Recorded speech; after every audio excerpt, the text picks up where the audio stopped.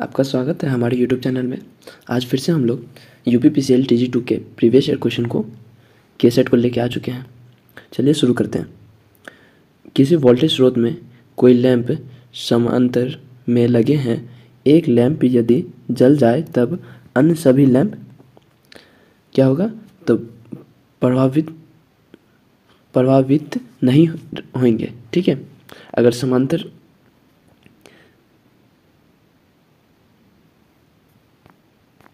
ठीक है, next question की ओर चलते हैं। एक बंद विद्युत परिपथ में एक IR वोल्टता का बीजगणितीय संकेत मुख्य रूप से डैश पर निर्भर करता है। तो किस पर निर्भर करता है? धारा के प्रवाह की दिशा पे। ठीक है, धारा के प्रवाह की दिशा पर निर्भर करता है। हमारा नेक्स्ट क्वेश्चन है, निम्नलिखित में से कौन सी विद्युत शक्ति की एक इकाई है? तो विद्युत शक्ति की इकाई कौन सी है? तो वाट। वाट क्या है? तो विद्युत शक्ति की इकाई है। नेक्स्ट क्वेश्चन की ओर चलते हैं। एक ब्रिटिश अश्वशक्ति डैश के बराबर होता है। ब्रिटिश अश्वशक्ति किसके बराबर होता है? तो 746 वाट के बराबर होता है। नेक्स्ट क्वेश्चन की ओर चलते हैं। 1 किलोवाट आवर विद्युत ऊर्जा डैश के बराबर होती है। ठीक है, 1 किलोवाट आवर ऊर्जा डैश के बराबर होती है। तो कितने के बराबर होती है? तो 860 किलो कैलोरी के बराबर होती है। ठीक है, 860 किलो कैलोरी के बराबर होती है। नेक्स्ट क्वेश्चन की ओर चलते हैं। 1 न्यूटन मीटर निम्न में से किसके बराबर होता है? 1 न्यूटन मीटर 1 जूल के बराबर होता है। ठीक है, 1 न्यूटन मीटर किसके बराबर होता है? तो 1 जूल के बराबर होता है। नेक्स्ट क्वेश्चन की ओर चलते हैं। विद्युत ऊर्जा की इकाई है। ठीक है, विद्युत ऊर्जा की इकाई क्या है? तो वोल्ट एम्पियर घंटा। ठीक है, विद्युत ऊर्जा की इकाई है वोल्ट एम्पियर आवर। ठीक है, नेक्स्ट क्वेश्चन की ओर चलते हैं। ऊष्मा की व्यवहारिक इकाई डैश में व्यक्त की जाती है। ऊष्मा की व्यवहारिक इकाई किस में व्यक्त की जाती है? तो जूल में। ठीक है, जूल में व्यक्त की जाती है। Next question. श्रेणी परिपथ एक परिपथ है जिसमें केवल एक पथ होता है जिस पर धारा प्रवाहित होती है। ठीक है, श्रेणी परिपथ क्या है? तो केवल एक पथ होता है जिस पर धारा प्रवाहित होती है। ये करेक्ट आंसर है। नेक्स्ट क्वेश्चन की ओर चलते हैं। श्रेणी परिपथ के सभी भागों में निम्नलिखित में से क्या समान होता है? ठीक है, तो श्रेणी परिपथ के सभी भागों में से निम्नलिखित में से धारा समान होता है। ठीक है, नेक्स्ट क्वेश्चन की ओर चलते हैं। किसी विद्युत परिपथ में 50 ओम वाला प्रतिरोध 200 वोल्ट आपूर्ति से संबंधित है। उस परिपथ में प्रवाहित होने वाली विद्युत धारा की गणना कीजिए। ठीक है, तो बोल रहा है कि मेरा रेसिस्टेंस क्या है? 50 ओम है और वोल्टेज 200 वोल्ट है। ठीक है, और करंट पूछ रहा है, तो करंट बराबर क्या होता है? V/R। ठीक है, तो वोल्टेज मेरा कितना है? 200 और मेरा रेसिस्टेंस हो गया 50 ओम। ठीक है, तो कितना हो जाएगा? 4 एम्पियर मेरा करेक्ट आंसर होगा। ठीक है, तो C करेक्ट आंसर है। नेक्स्ट क्वेश्चन की ओर चलते हैं। एक 1200 मीटर तार में 60 ओम का प्रतिरोध है। 240 मीटर तार के प्रतिरोध की गणना कीजिए। ठीक है, तो कितना होगा? 1200 मीटर तार में 60 ओम है। ठीक है, तो 240 में पूछ रहा है, तो 1 मीटर में कितना होगा? 60 बाय 1200, ठीक है।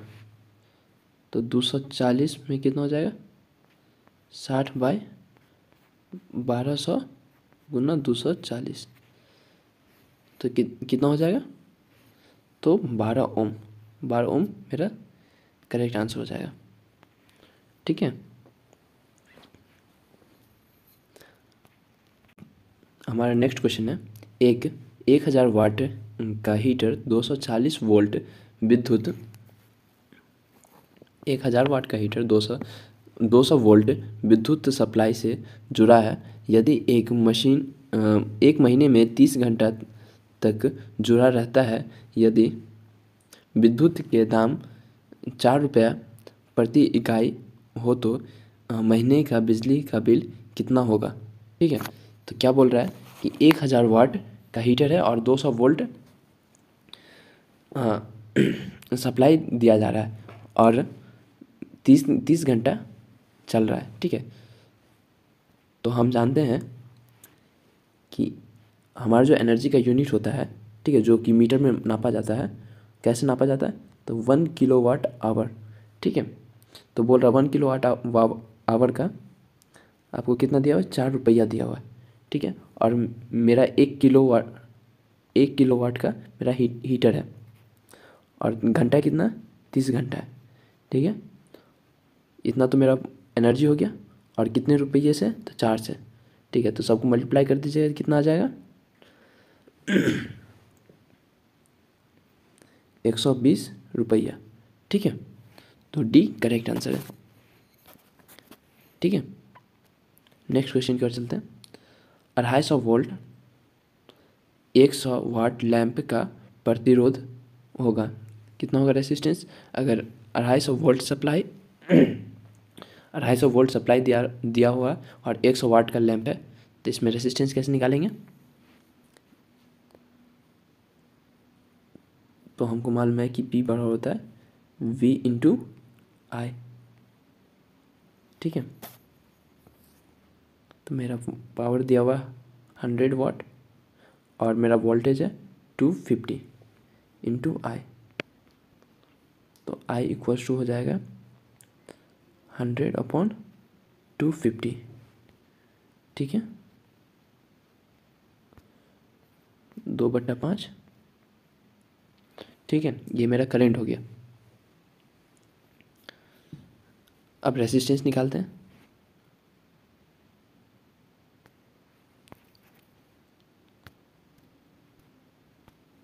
तो हमको यहाँ से कितना निकला था, 2/5 करंट निकला था। और रेसिस्टेंस निकालने के लिए तो R बराबर होता है V/I, ठीक है। वोल्टेज मेरा कितना दिया हुआ 250 और मेरा करंट अभी निकला है 2/5, तो 5 को यहाँ ऊपर ले जाएंगे × 5/2, तो यहाँ से हो जाएगा मेरा 125 × 5,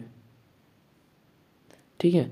तो हो जाएगा 625 ओम, मेरा करेक्ट आंसर है, ठीक है। 125 × 5, ठीक है, तो 625 ओम मेरा करेक्ट आंसर है। नेक्स्ट क्वेश्चन की ओर चलते हैं। किसी तार में 5 सेकेंड के लिए विद्युत धारा प्रवाहित होने पर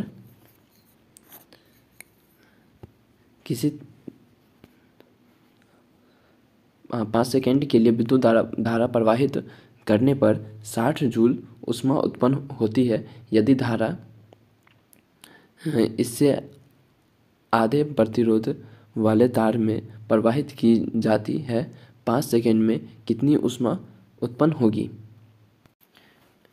तो देखिए, इस क्वेश्चन को सॉल्व करने के लिए हमको मालूम है कि मेरा एनर्जी बराबर क्या होता है, H बराबर होता है I², एक मिनट, ठीक है, थोड़ा नीचे लिखना होगा। H बराबर होता है I²RT, ठीक है। तो मेरा दिया हुआ है कि सिर्फ और सिर्फ रेसिस्टेंस हाफ हो रहा है, और रेसिस्टेंस जब हाफ होगा तो मेरा जो एनर्जी है वो भी हाफ हो जाएगा, ठीक है। तो इट मीन्स कि मेरा पहले दिया हुआ था एनर्जी 60 जूल, ठीक है। तो अब इसको हाफ कर दिए 30 जूल, मेरा करेक्ट आंसर होगा, बी करेक्ट आंसर है, ठीक है। क्योंकि देखिए यहाँ पे करंट मेरा सेम है और टाइम भी मेरा सेम है। पहले भी आपको यहाँ पे देखिए 5 सेकंड दिया हुआ था, यहाँ 5 सेकंड, ठीक है। और बाद में भी आपको बोल रहा है कि 5 सेकंड के लिए ही करंट सप्लाई किया जाएगा। यहाँ पे सिर्फ और सिर्फ प्रतिरोध को आधा किया जा रहा है, ठीक है। तो इसी कारण से समझ गया। नेक्स्ट क्वेश्चन की ओर चलते हैं। यदि 220 वोल्ट निर्धारित हीटर 110 वोल्ट की आपूर्ति से जुड़ा हो तो इसके द्वारा उत्पादित ऊष्मा होगी। तो इसके द्वारा उत्पादित ऊष्मा क्या होगी? ठीक है, 1/4। ठीक है, कैसे होगी? देखिए इसमें 1/4 कैसे होगा? तो मेरा आप लोग को मालूम होगा कि H का फॉर्मूला होता है V²/RT। ठीक है, तो इस क्वेश्चन में आपको दिया हुआ है कि मेरा वोल्टेज जो है आधा हो रहा है। तो इस फॉर्मूला से हम ये लिख सकते हैं कि H जो है डायरेक्टली प्रोपोर्शनल होगा V² के। ठीक है, तो जब मेरा वोल्टेज आधा हो जाएगा, ठीक है, तो इट मीन्स इसको आगे देखते हैं, तो V²/4 होगा। तो मेरा जो वोल्टेज है वो 4 टाइम जो है आपको इन्वर्सली में चलेगा, इसलिए जो है मेरा हीट भी जो होगा 1/4 हो जाएगा। ठीक है, इसलिए डी मेरा करेक्ट आंसर है। नेक्स्ट क्वेश्चन की ओर चलते हैं। 50 वाट के 10 बल्बों को यदि प्रतिदिन 10 घंटे जलाया जाए तब एक माह में किलोवाट घंटे में कितनी विद्युत ऊर्जा की खपत होगी। ठीक है, बोल रहा है कि 50 वाट का 10 बल्ब है जो कि 10 घंटे जलाए जाते हैं प्रतिदिन। ठीक है, एक माह में। ठीक है, 10 घंटे जलाया जाए तब एक माह में किलोवाट कितना होगा। ठीक है, 10 घंटा रोज़ जलाया जा रहा है तो कितना होगा। तो सबसे पहले देख लेते हैं कितना वाट है टोटल मेरा। 50 वाट का एक बल्ब है और 10 बल्ब है, तो मेरे पास टोटल वाट हो जाएगा 500 वाट। ठीक है, और 10 घंटा चलाया जा रहा है, तो इसको और एक बार 10 से मल्टीप्लाई कर दीजिए। ठीक है, तो मेरे पास टोटल वाट आवर क्या हो जाएगा, तो 5000 वाट आवर हो जाएगा। इसका मतलब 5 किलो वाट आवर। ठीक है, तो 5 किलो वाट आवर मेरा एक दिन में चल रहा है।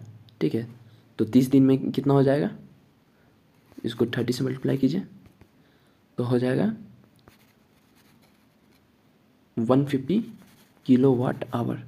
ठीक है, तो 150 किलो वाट आवर जब मेरा हो रहा है, ठीक है, तो इसमें पूछ रहा है किलो वाट आवर में कितना विद्युत ऊर्जा होगा, तो डी करेक्ट आंसर है। ठीक है, 150 kilowatt hour. Next question की ओर चलते हैं। 1000 वाट का हीटर प्रतिदिन 4 घंटे प्रयोग में आता है 35 पैसे प्रति यूनिट की दर से 30 दिन का बिल क्या होगा। ठीक है, तो फिर से इसी तरह क्वेश्चन है। 1000 वाट का इट मीन्स 1 किलो वाट का हीटर है और पर डे आपको 4 घंटा चल रहा है, तो एक दिन का आपको कितना हो गया 4 किलो वाट आवर। ठीक है, और 35 पैसे पूछ रहा है 30 दिन के लिए, तो 30 दिन जलाएंगे। ठीक है, तो मेरे पास कितना होगा 120 किलो वाट आवर एक महीना का हो गया। ठीक है, और प्राइस क्या है, तो 35 पैसे है। ठीक है, तो 35 पैसे से जब मल्टीप्लाई करेंगे तो कितना हो जाएगा,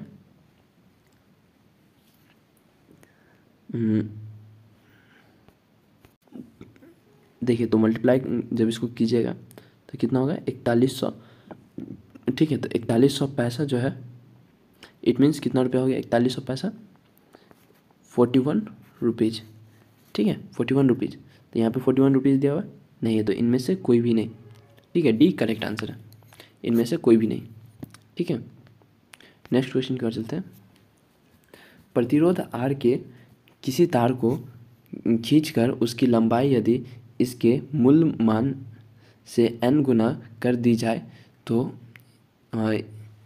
उसका नया प्रतिरोध होगा। ठीक है, तो बोल रहा है कि कोई रेसिस्टेंस है जिसका कोई तार है जिसका रेसिस्टेंस R है। ठीक है, और बोल रहा है कि उस तार को खींच करके n मल्टीपल्स में बढ़ा दिया जाए तो उसका रेसिस्टेंस क्या होगा। ठीक है, तो देखिए हम लोग को क्या मालूम है कि R बराबर होता है रॉ L/A, ठीक है। और अगर इसके लंबाई को बढ़ाएंगे तो इसका रेसिस्टेंस भी बढ़ेगा, क्योंकि मेरा R जो है डायरेक्टली प्रोपोर्शनल होता है L/A के, ठीक है। तो लंबाई जितना टाइम्स बढ़ेगा उतना ही टाइम्स रेसिस्टेंस भी मेरा बढ़ेगा। समझ रहे बात को? तो इसलिए ए मेरा करेक्ट आंसर है।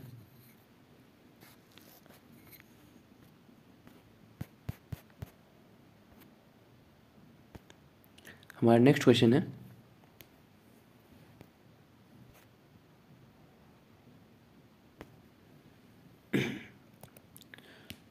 100 वाट 250 वोल्ट के दो बल्ब 250 वोल्ट सप्लाई पर श्रेणी में लगाए गए तो प्रत्येक बल्ब का वोल्टेज होगा, प्रत्येक वोल्ट का वोल्टेज कितना होगा? तो प्रत्येक वोल्ट का वोल्टेज होगा 125 वोल्ट, ठीक है। ये मेरा करेक्ट आंसर है।